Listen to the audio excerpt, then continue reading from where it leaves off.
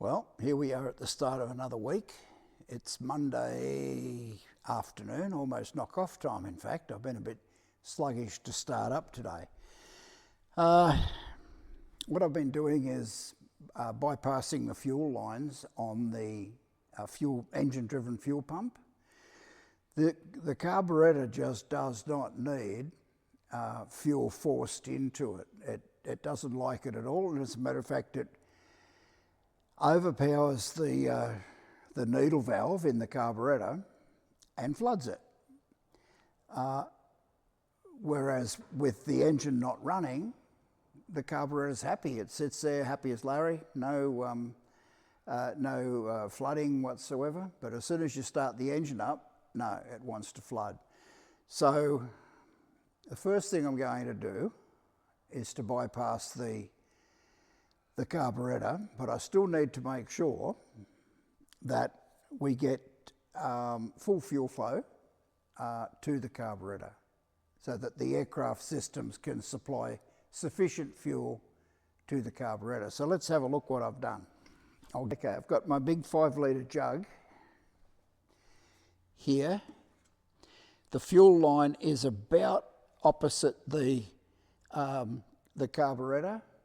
So this is about the same height as the carburettor. I've got the aeroplane tail down, so more or less simulating the takeoff position, because that's about the worst case scenario. You're taking off, the engine's working at its hardest, so it'll be chewing as much juice as it possibly can, and the fuel is all at the back of the tank. So let's turn the fuel on. I've got my trusty stopwatch here, so I'll time, well actually I'll probably let it run for maybe 10 seconds or maybe 30 seconds might be better. There you go. So 30 seconds and see how much fuel we get in this plastic bucket. Let's do it. Hopefully you can still hear me over this side. I'll just reach in from the outside here and turn the fuel on. There's only fuel in the right tank at the moment. I didn't put any in the left tank after the weight and balance. So we'll turn it on. Right, hit the stopwatch.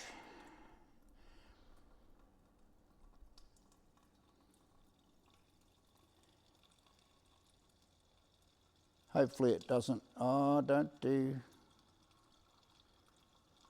anything. There's 15, 17 seconds. 21, 22,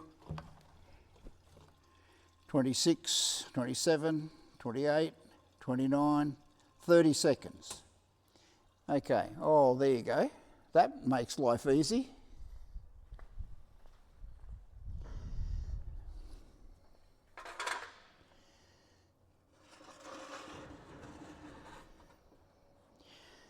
So in 30 seconds we ran about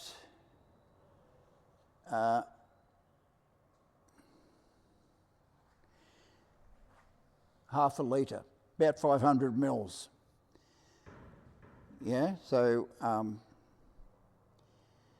so in 1 minute, we'd run 1 litre. Yeah. So in 1 hour, we would run 60 litres.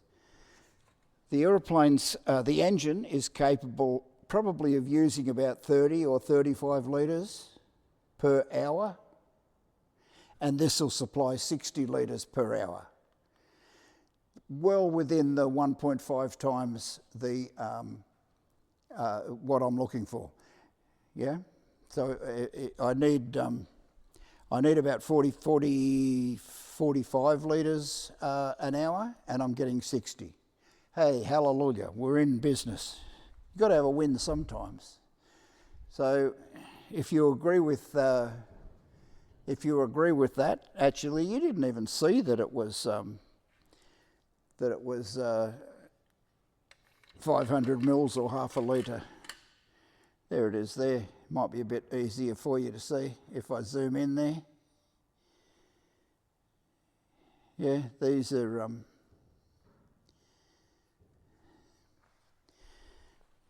this is the 1 litre mark. We're just a tiny bit over the half a litre in 30 seconds. So that's a good thing. That's very good. I don't need to do that test again. You only need to do it once, and that's it.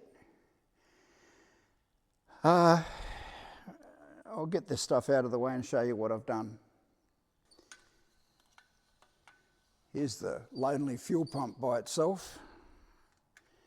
My intention is to remove the fuel pump, which I think I can. Obviously I can remove it, but I think I can run the engine with no fuel pump. And I'll make a blanking plate to go on here. I don't need the weight. I don't need weight up the front. I've got no shortage of weight up the front of the aeroplane. So any weight I can get rid of is a good thing. Let's do it. But anyway, we'll go back down again.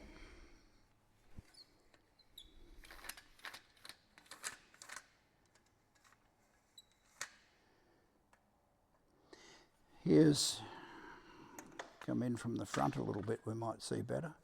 This is the gasculator, just a simple aircraft spruce gasculator.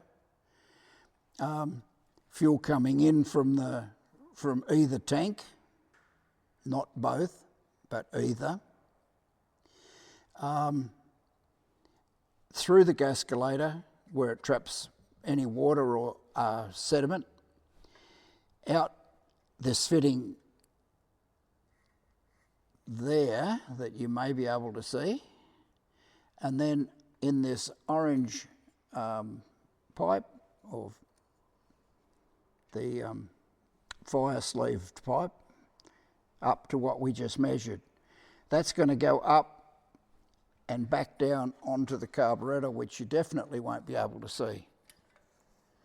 I'll try. Oh, there's the carburettor. Well, there's the air filter anyway. Right back there, there's the air filter. The actual attachment is about there somewhere. So we've got to bring this orange pipe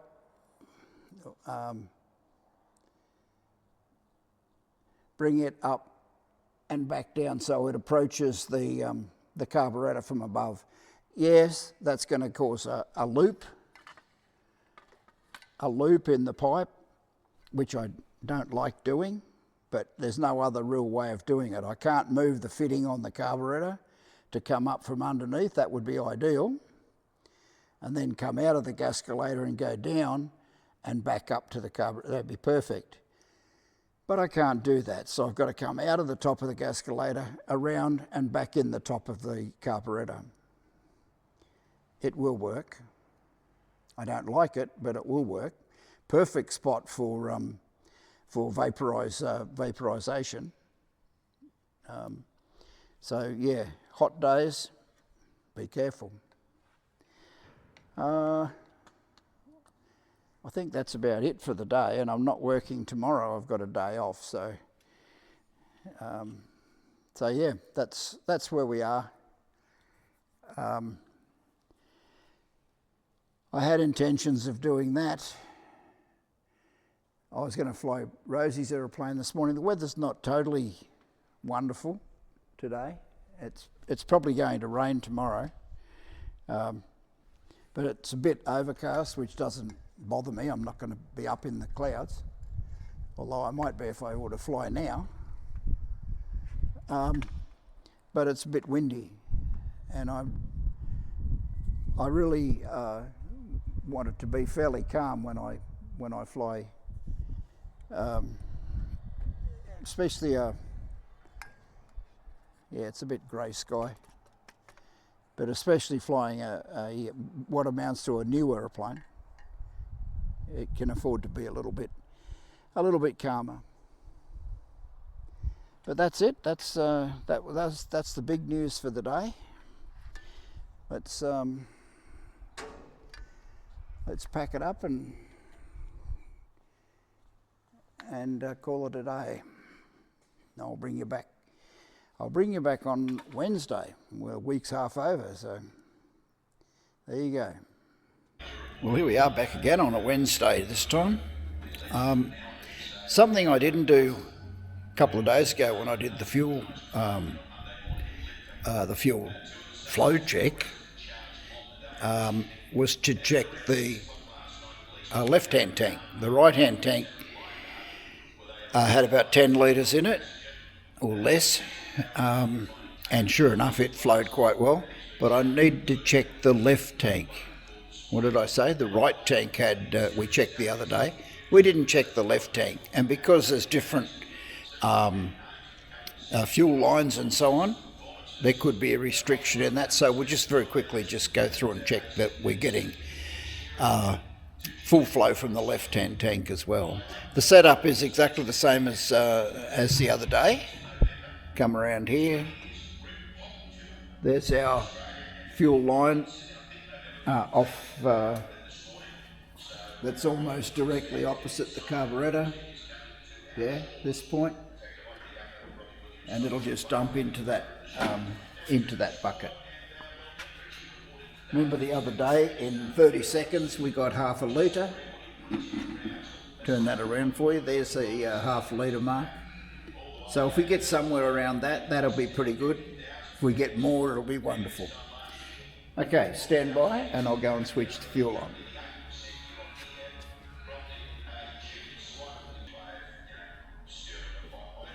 All right, here we go for the left tank, starting now.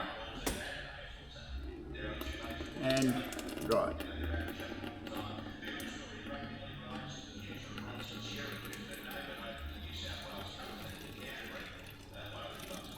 Ten seconds.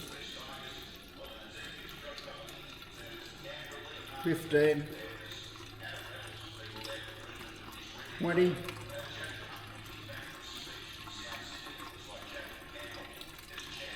25. And 30.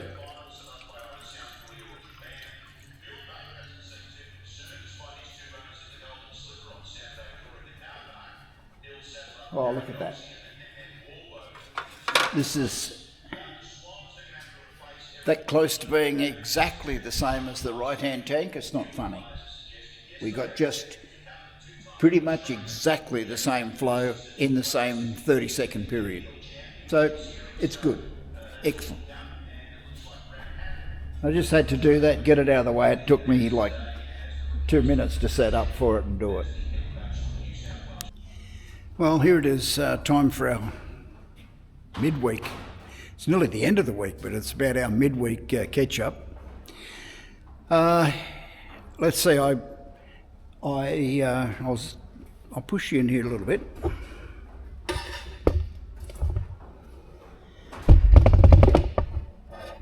Here's the fuel pump right here. I bypassed that yesterday and come straight out of the fuel tanks into the gascolator, out of the gascolator and into the carburettor. That I went and ran the engine up, which I didn't record because, well, basically I had other 10 other jobs happening at the same time. But the engine ran perfectly and had no flooding. With the fuel pump forcing fuel in, it was overcoming the needle valve in the carburettor and just pouring raw fuel out all over the place. Well, rather than fly around until I turn into a Roman candle, I decided to bypass the fuel pump, and I've still got the electric fuel pump, which it'll have to be fairly limited when I use it. But for now, this can come off. So we probably, I don't know, gain a kilo or something there. I told you I got the weight and balance done. that was fairly interesting. With this engine, I've got virtually barely able to carry myself, but anyway, that's I kind of expected that. I didn't think I'd be able to carry much of a useful load at all. The C&G, you're not going to believe this, but the C&G is also a fair bit forward, which, you know, we've got half a ton of engine sitting up the front here.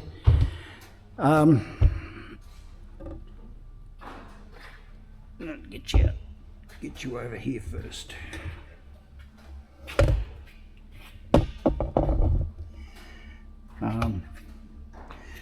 Yeah, so I think I've got about,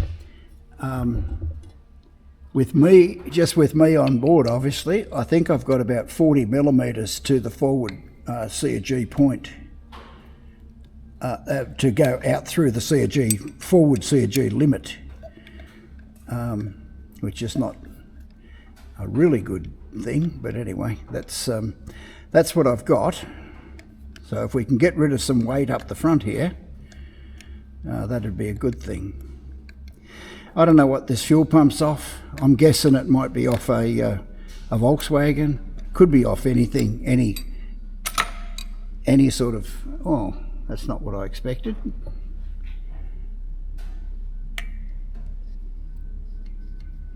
Okay, so that's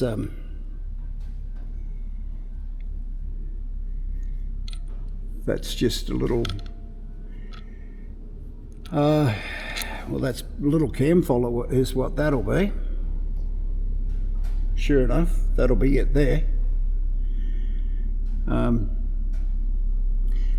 What I've got to do now is just make a plate that'll more or less bolt on there with probably these same screws, and there you go. There's the cam follower. It's half a kilo by itself, so we probably saved another kilo. So we've moved the C&G back a little bit anyway. So that's a good thing. Right, what else are we going to do? Just start making that plate, I suppose. It's not going to be anything too sophisticated either, by the looks of things. This is my new camera, and I'm really not all that fussed about it, to be honest with you. I prefer the older one. That's the most I can zoom in. I guess I can tip you over there and show you, but it's nothing to see really. We've also been doing a little bit of work on Rosie's aeroplane here behind me. It had a couple of, the engine wasn't happy, okay? It wasn't a happy camper, really. It was running, and you could fly it okay, but it wasn't totally happy. In the troubleshooting to work that out, what we found is that one of these fuel vents on top of which you can't see this, I don't like this camera at all really. I'll try and poke you up there. These fuel vents on the fuel caps, one was virtually fully blocked and the other one was partially blocked. So, you know, the aeroplane had, the engine had run up and run fine and everything else. But when you went to taxi or to take off, the fuel would slosh around in the tank. The vapor pressure of the fuel would build up in the tanks and couldn't get out anywhere. So it was probably doing exactly the same thing as my Renegade. It was pressurising the tanks and overpowering the carburettors and flooding them. So we got that sorted out, and then we discovered we had a little bit of a manifold leak, which we've since repaired, and the engine's running absolutely sweet as now. But it's a little bit of an issue to troubleshoot that sort of thing and get to the bottom of it. But we've sorted it out. It's going extremely well now. My next exercise will be to take Rosie's aeroplane, get a bit of altitude, and do some stall testing, and just make sure it's not going to do anything, stupid in the stall, which I'm, pretty sure it's not going to, but we need to prove that. So that's my next step anyway. Okay, so that's pretty much got your call. Oh, I just got off the phone to the sign man, to make the decals for the aeroplane, the rego letters and the don't push and don't lift and don't do anything sort of labels. I'm going to see his assistant tomorrow or Monday, and or Tuesday rather, and she'll sort me out, and then the next, about the only other outstanding thing then is to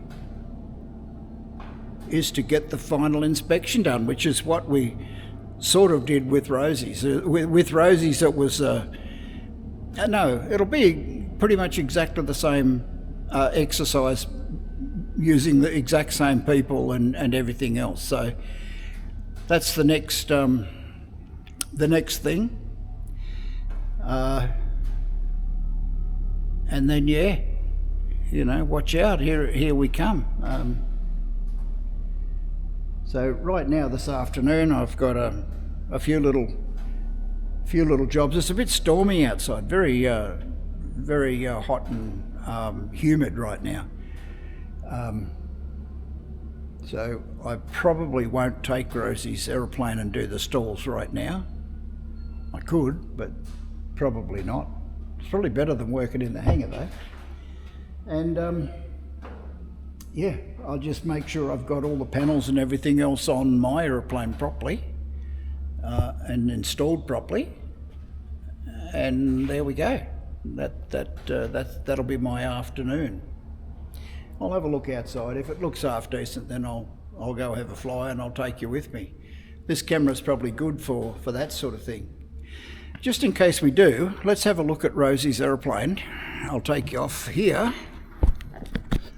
We'll have a look at the instrument panel so that you know more or less what you're looking at. Because if I'm going to take you, I'm probably going to, we're going to be handheld and everything else. And that I haven't probably got time to explain to you what the instruments are. These are all Rotax instruments. We've got, this is not obviously the flight instrument's not. Airspeed indicator on one side and altimeter on the other, which is probably more or less what you've got in yours, because the long instruments, the airspeed indicator's not very long. It's only about this deep, but the altimeter's not. The altimeter's quite deep. They have to go here in this part of the panel, because they won't fit. They won't fit between this part of the panel and the back of the front seat. There's just no space for a big instrument. But anyway, they're your flight instruments with your compass.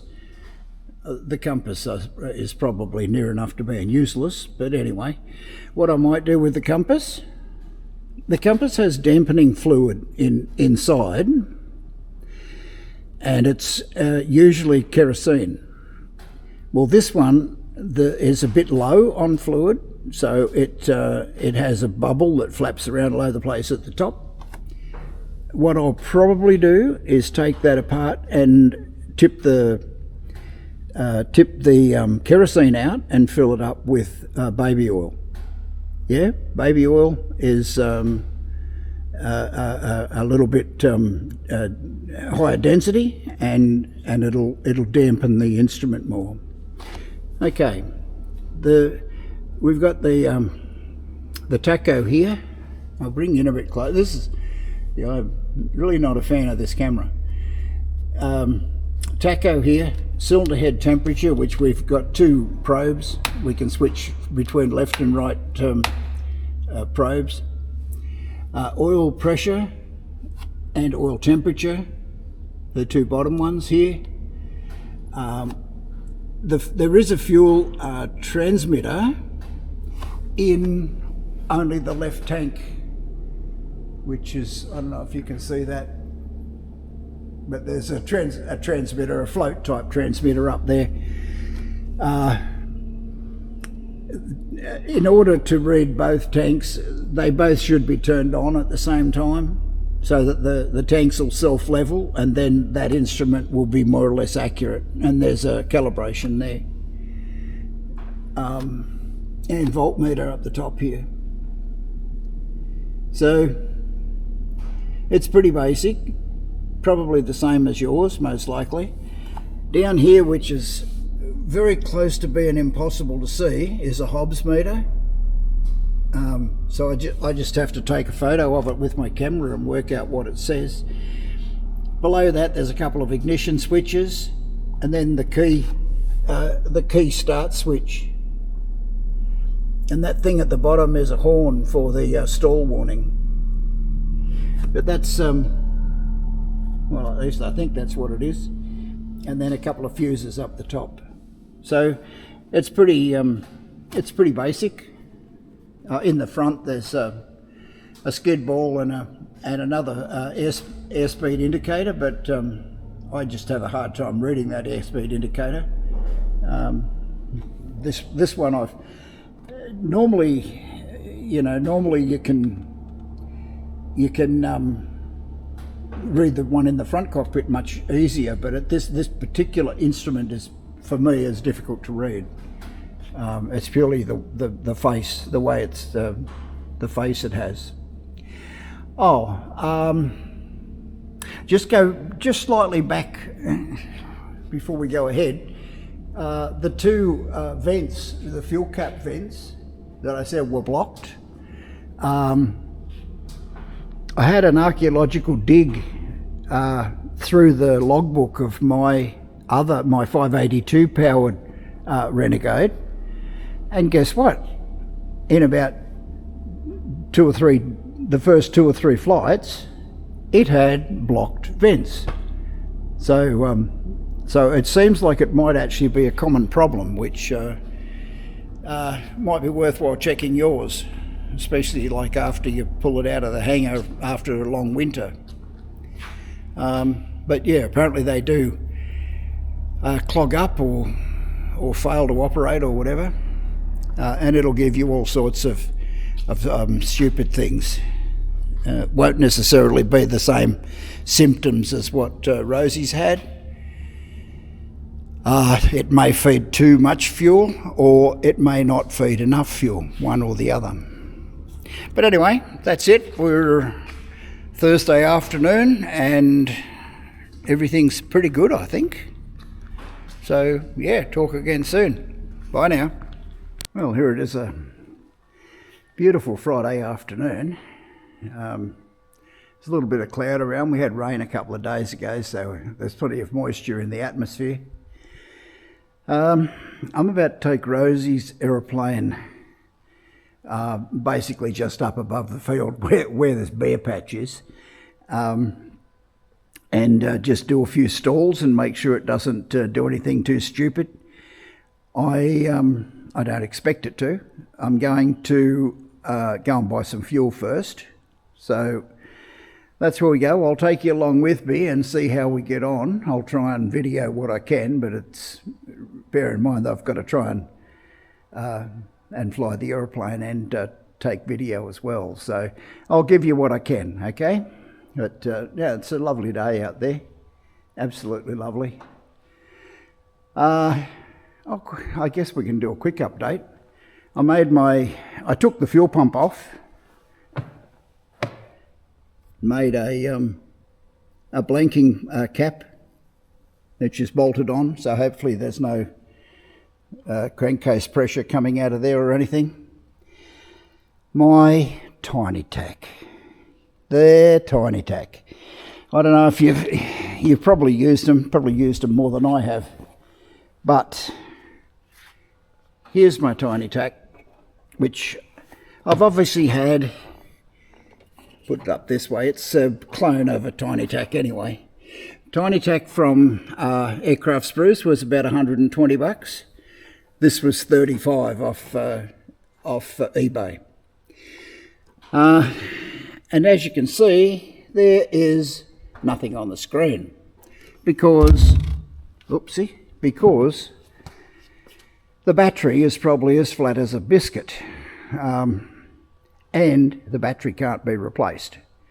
So if you buy them and install them and all the rest of it, they're really only good for 5 years.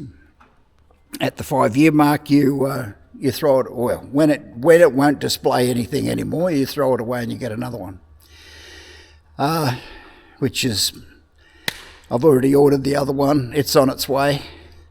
When it turns up, I'll remove this one, which I've already found a path for it and a place to put it and all the rest. But I'll throw it away and install the new one. This is the packaging it came in.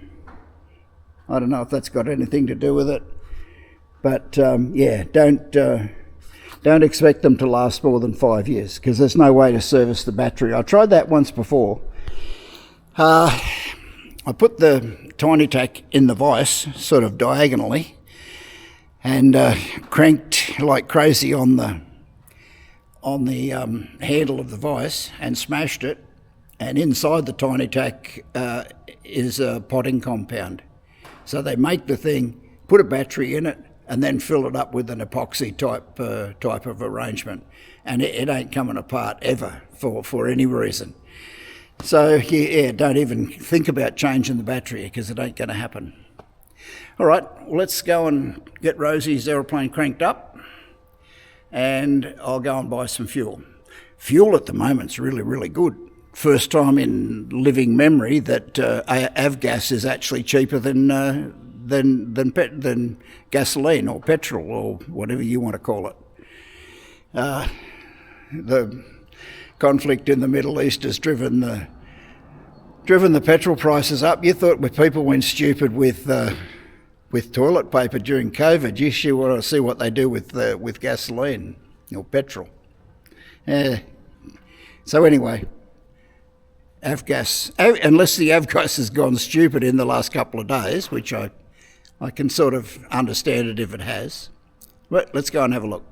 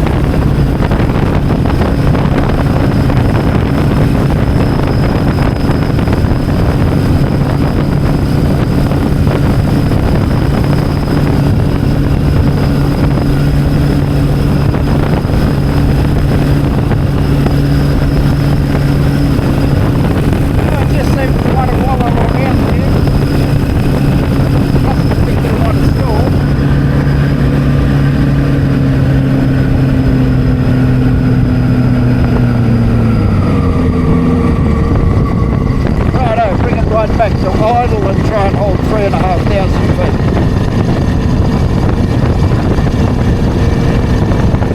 The stick's right back at the moment.